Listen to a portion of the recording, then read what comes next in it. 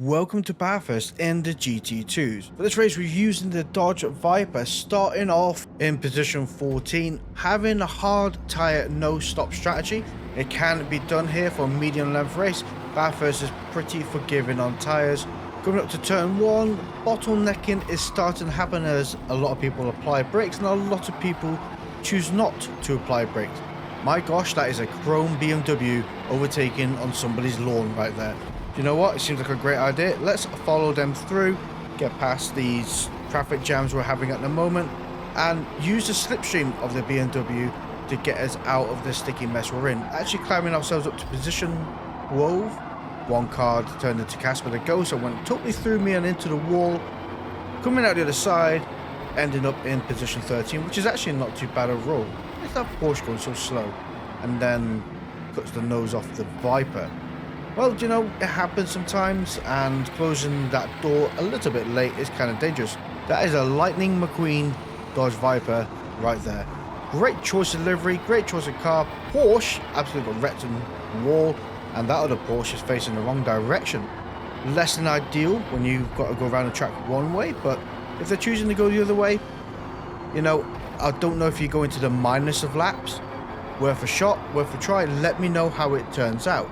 Out to the side, we're back up to P11, getting rear-ended by the Porsche because brakes just don't exist on certain cars. Out to the side in one piece, falling down the mountain as they come.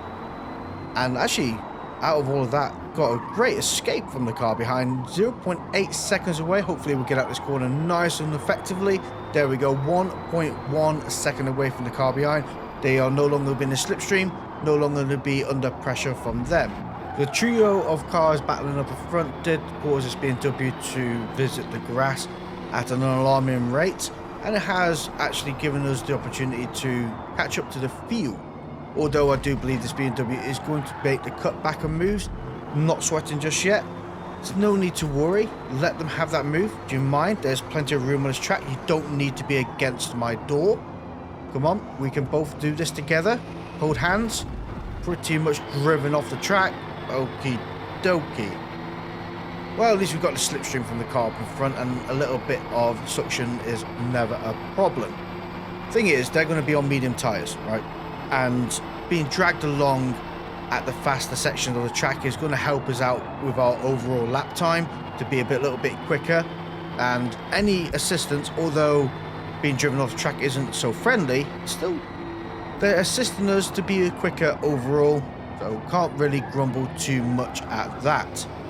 Hopefully though, things may occur. Come on buddy, get the power down. We can both get going and catch up to that wolf pack of cars up in front, and they will all start battling again, and if things go wrong, we'll be right on them to be able to make a move.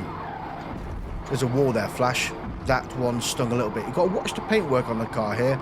It's a really beautiful red, and any scratches are going to be very, very visible. Just saying, down the hill we go, and one BMW is in the wall as they fall down the mountain. I mean, a lot of people do fall down this mountain. Well, do you know what? 2 for the price of 1 right there. Cannot grumble at that. Out the other side we go. Oh, no. Lightning McQueen has started eating tyres against that wall. Not sure if it tastes that good. Depends on the brand, obviously. But let me know down in the comments below how good they taste. Coming up the mountain again out the other side, getting absolutely chased by this BMW behind us, who again doesn't understand what braking is, and gives the back end a good clear image of how many pixels it takes to make a Dodge Viper's bumper. Thing is, with that little bit of chaos, it's very, very difficult to overtake here, and if they are looking to make a move, we will surrender the position. Like now is a perfect opportunity to surrender. Let them take the inside line, and we just filter back into the crack in the middle. They are rocking a 4.5 second penalty, which is absolutely insane. Must have been with that contact with the other BMW. But as we both start falling down the mountain as they come, the BMW has managed to reclaim that position. Again, not pressured or feeling any pressure at the moment, due to the fact of that BMW being up in front is only going to assist us in having great momentum down this mountain. 0.6 seconds away is not perfectly ideal, but it's also not the worst. I do believe slipstream, the maximum effect is at 0.4 seconds, so when we hit that moment right now, we'll be absolutely hoovered up into that car, whilst not being under pressure from the BMW behind because they're pretty much having the same run as we are. Now, braking zone, BMW is going to be a little bit quicker up in front. Again, being on medium tyres, they'll be able to brake a little bit later, corner a bit quicker. Long as we can keep within a certain range from them, would be perfectly fine. More about building and keeping momentum up and keeping the lap times as low as possible during the first stint of this race until everybody starts to bleed off into pitting.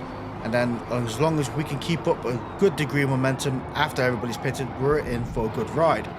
Grown BMW has gone gardening, picked up some flowers, and going to take them to their mother later on. Hopefully she'll make a nice dinner for them as we come up the mountain.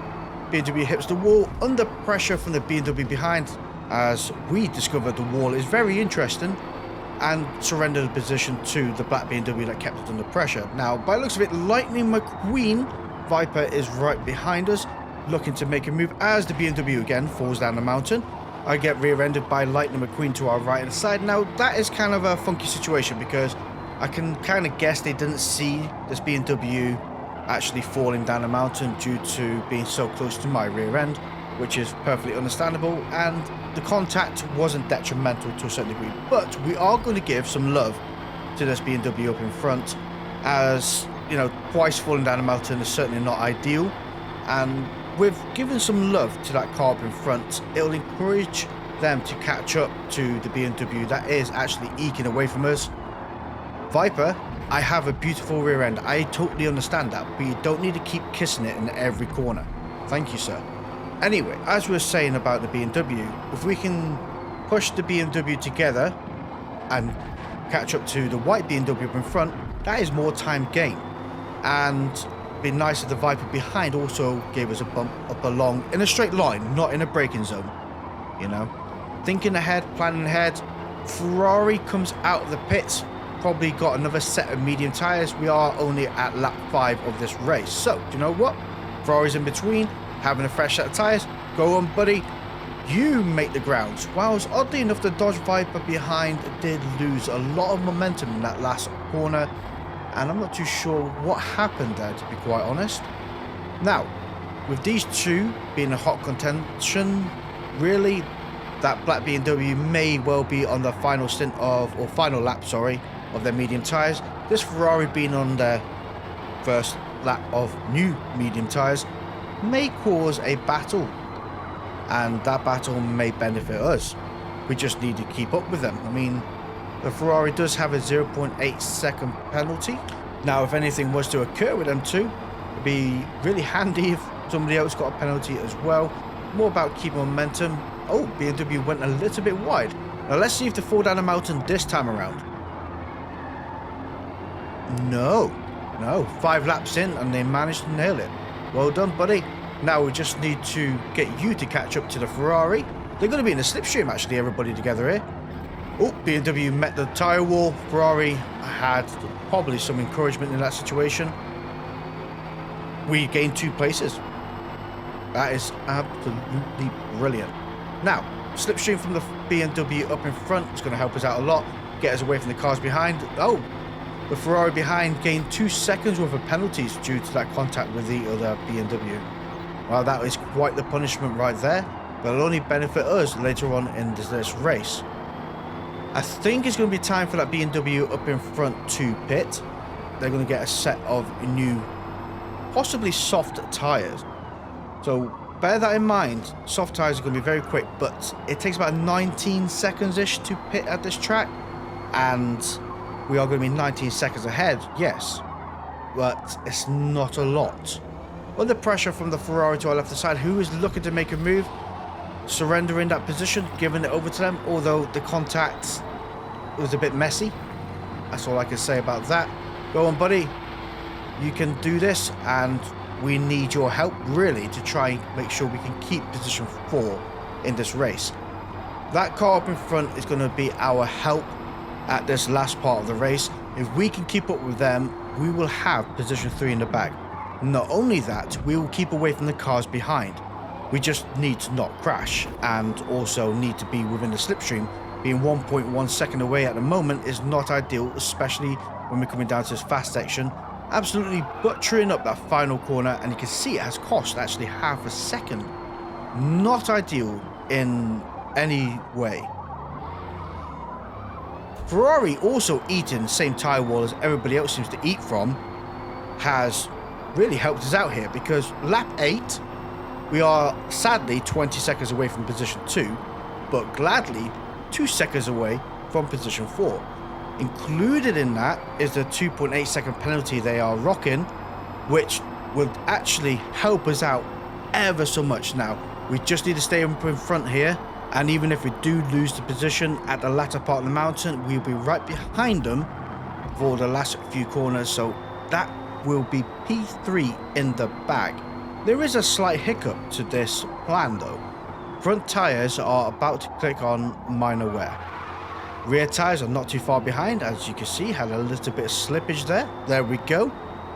The car behind, I could only presume, may well be on soft tyres or even medium tyres. So they're going to be quicker than us. So ourselves rocking worn out tyres, hard, not so much grip. Car behind having better grip, even if their tyres are on minor wear. If they're on softs, they're still going to have better grip than our soft, worn out hards, sorry. And as you can see, that has worked into their favour, because they're right behind us as we fall down this mountain. It's kind of the best way of putting it really. When you come down a mountain, you pretty much fall your way down it and just hope you don't hit the walls on the way through, and that seems to be the quickest way to get down the hill. We are now under pressure from the Ferrari. I'm going to keep to the right hand side, and when the Ferrari has the slingshot move, we're going to let them have it. We are not battling or anything like that. We do not want a crash or anything like that, because that will be so detrimental. So it's easier to surrender the position, bearing in mind they are rocking that penalty, so break in early, letting them take it. 2.8 second penalty is going to benefit us. While yes, they did finish ahead, we are going to have P3 in the bag. Just need to make sure we make this final corner here, turning in, both of us loving it, out the other side, rear end stepping out for the last bit of joy, crossing that line for a P3 finish. What a beautiful race that was. Same can't be said for the next race we're going to have, but before we get there, I'd like to take a moment out to thank our channel members, which are Andy Good, Sigmatic, Daniel Adams, Crazy 8, AK47, Spectral Rain, Tucker, and Itoshiti. Thank you guys ever so much for supporting the channel, and if you'd like to also become a channel supporter, hit that join button down below and be part of that leaderboard. Let's get on with this next race where things just really don't work in our favour. Nighttime, Indianapolis, Corvette, doesn't all go to plan. Do you know what? I thought it was actually a smart idea picking this car for this track, and while it is quick, the engine is actually very quiet, so it's kind of hard to hear when to change gears, because very rarely I look at the rev counter or the flashy lights. It's I do it by hearing. But coming down for turn 1, absolutely getting my back door smashed open. Round for turn 2, taking it wide, keeping space from everybody, and actually taking up a lot of the curb there. Having a little bit of funkiness, coming out the other side in position 17. Don't think that was too bad overall, but the best is yet to come, as we are chasing down the absolute carnage of animals up in front. Things go wrong in his next corner. Thinking the smart idea was to take the inside line, less chaos, you know, could be hard to be pushed off the track. Really wasn't to be the case. Porsche has an incident. I surrendered to let the Porsche regain control and get T-boned off the track, or pitted, however you want to call it. Okay, not a problem. We are dead last. Still have 14 laps to go. Was dead last. 14 laps remaining. Plenty of time to make a recovery drive. But the world has other ideas. Coming down the start-finish line, 2 cars behind do catch up somewhat, and almost rear-enders off the track. Probably braked a little bit early. The Corvette has a moment by itself, decides that wheel spinning or sliding is far more fun than being in control of the vehicle. Gets a little bit of contact from the BMW to the right hand side. Okay, we are back in form. We were back in form. Wall, eating tyres. Take a breath. Recovery drive part 2.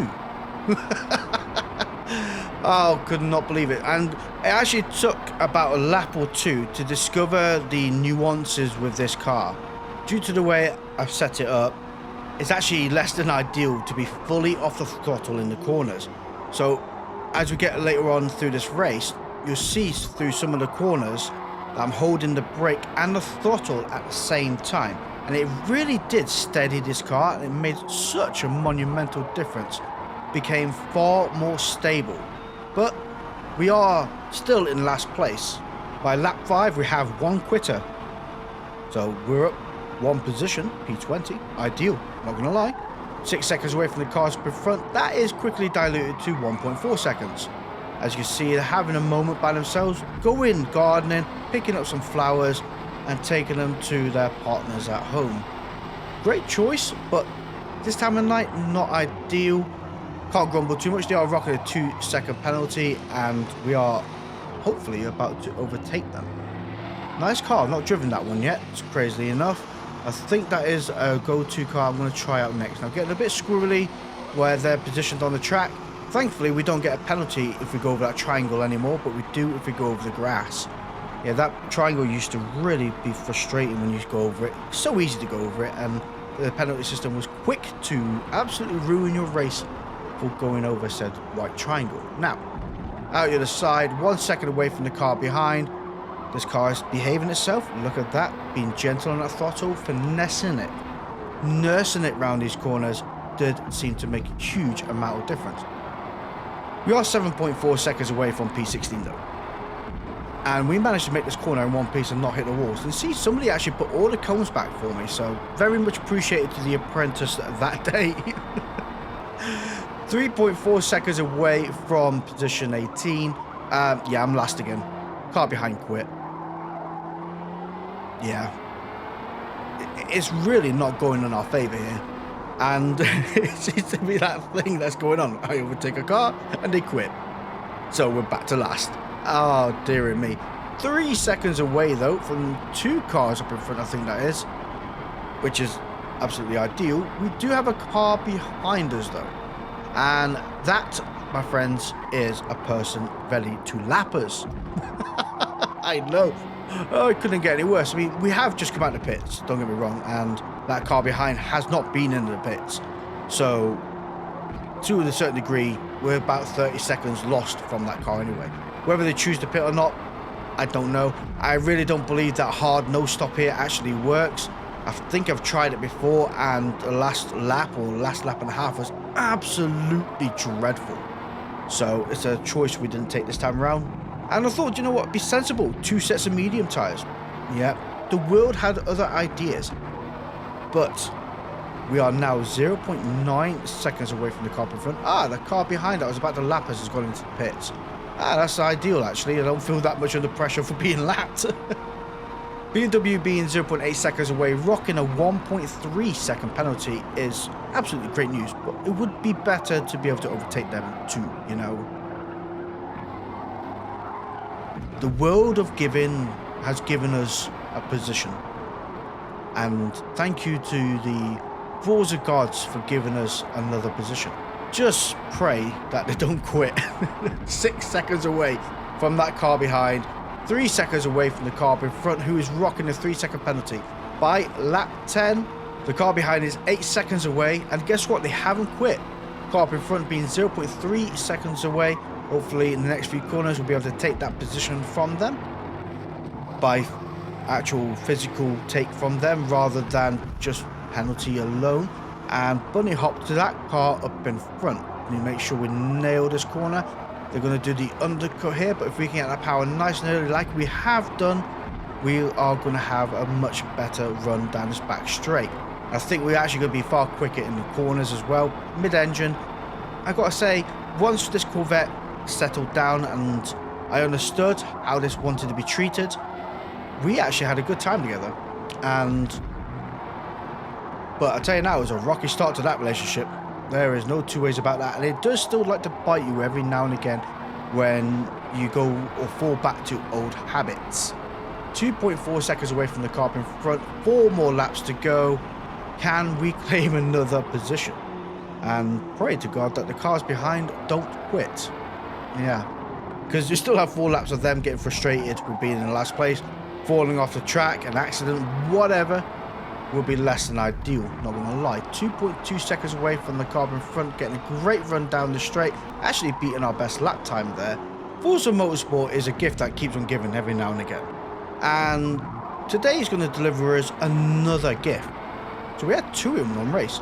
The car up in front has a moment and ends up spinning and facing the wrong way. A bit of a tank slapper by the looks of it, but cannot grumble. We have gained that position. We are now up to P15.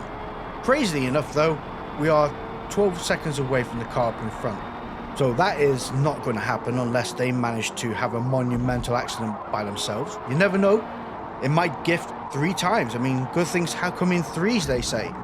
And I just don't think that's going to be the case, to be quite honest with you. I mean, I was lucky to be twice. There's a car there. Good things do come in 3s, even in Forza Motorsport.